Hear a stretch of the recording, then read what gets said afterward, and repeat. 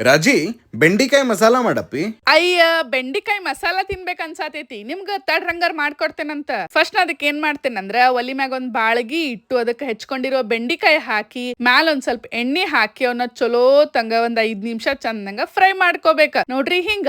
ಆಮೇಲೆ ಅವನ್ನೆಲ್ಲಾದನ್ನು ಒಂದ್ ಪ್ಲೇಟ್ಗೆ ಟ್ರಾನ್ಸ್ಫರ್ ಮಾಡಿ ರೆಡಿ ಇಟ್ಕೋಬೇಕ. ಈಗ ಇದ ಬಾಳಗಿಗೆ ಒಂದ್ ಸ್ವಲ್ಪ ಎಣ್ಣೆ ಹಾಕಿ ಎಣ್ಣೆ ಕಾದಿಂದ ಒಂದ್ ಬಟ್ಲ ಆಗೋಷ್ಟು ಸಣ್ಣಕ್ ಹೆಚ್ಕೊಂಡಿರೋ ಉಳ್ಳಾಗಡ್ಡಿ ಹಾಕಿ ಅವನ್ನ ಚಲೋ ತಂಗ ಫ್ರೈ ಮಾಡ್ಕೋಬೇಕ. ಉಳ್ಳಾಗಡ್ಡಿ ಚಂದಂಗ ಬೇಯ್ಬೇಕ. ಆಮೇಲೆ ಜಜ್ಜ್ ಇಟ್ಕೊಂಡಿರೋ ಶುಂಠಿ ಮತ್ತ ಬೆಳ್ಳುಳ್ಳಿ ಪೇಸ್ಟ್ ನ ಅದಕ್ಕೆ ಹಾಕಿ ಚಂದಂಗ್ ಫ್ರೈ ಮಾಡ್ಕೊಂಡು ಮ್ಯಾಲ ಒಂದ್ ಸ್ವಲ್ಪ ಜೀರಿಗೆ ಉದುರ್ಸ್ಕೊಂಡು ಈಗ ಇದಕ್ಕ ಒಂದ್ ಬಟ್ಲ ಆಗುವಷ್ಟು ಟೊಮ್ಯಾಟೊ ಹಾಕಿ ಚಂದಂಗ ಮಿಕ್ಸ್ ಮಾಡ್ಕೊಂಡು ಒಂದ್ ಸ್ವಲ್ಪ ಅರ್ಶಿನ ಪುಡಿ, ರುಚಿಗ್ ತಕ್ಕಷ್ಟು ಉಪ್ಪು, ಒಂದ್ 2 ಸ್ಪೂನ್ ಆಗುವಷ್ಟು ಒಣ ಖಾರ ಹಾಕಿ 1 ಸ್ಪೂನ್ ಗರಂ ಮಸಾಲ, 1 ಸ್ಪೂನ್ ಆಗುವಷ್ಟು ಧನಿಯಾ ಪೌಡರ್ ಹಾಕಿ ಚಂದಂಗ ಮಿಕ್ಸ್ ಮಾಡ್ಕೊಂಡು ಒಂದ್ ಅರ್ಧ ಬಟ್ಲ ಆಗುವಷ್ಟು ಮೊಸರು ಹಾಕಿ ನಿಮ್ಗೆ ಎಷ್ಟ್ ಬೇಕಲ್ಲ ಅಷ್ಟ್ ನೀರ್ ಹಾಕಿ ಚಂದಂಗ ಮಿಕ್ಸ್ ಮಾಡಿ ಅದು ಕುದಿಬೇಕಾದ್ರ ನಾವೇನ್ ಫ್ರೈ ಮಾಡ್ಕೊಂಡಿರ್ತೀವಲ್ಲ ಬೆಂಡಿಕಾಯಿ ಅದನ್ನ ಹಾಕಿ ನೀಟಾಗಿ ಮಿಕ್ಸ್ ಮಾಡ್ಕೊಂಡು ಮ್ಯಾಲ ಒಂದ್ ಸ್ವಲ್ಪ ಕೊತ್ತಂಬರಿ ಉದುರಿಸಿ ಒಂದ್ ಪ್ಲೇಟ್ ಮುಚ್ಚಿ ಒಂದ್ 5 ನಿಮಿಷ ಸಣ್ಣ ಉರಿಯೊಳಗ ಬೇಯಿಸಿದ್ರ ಮಸ್ತ್ ಅಂದ್ ಬಿಸಿ ಬಿಸಿ ಬೆಂಡಿಕಾಯಿ ಮಸಾಲ ರೆಡಿ ಆಕೇತಿ. ಬರ್ರಿ ತಗೋರ್ರಿ ತಿನ್ರಿ ಹೆಂಗಾಗೇತಂತ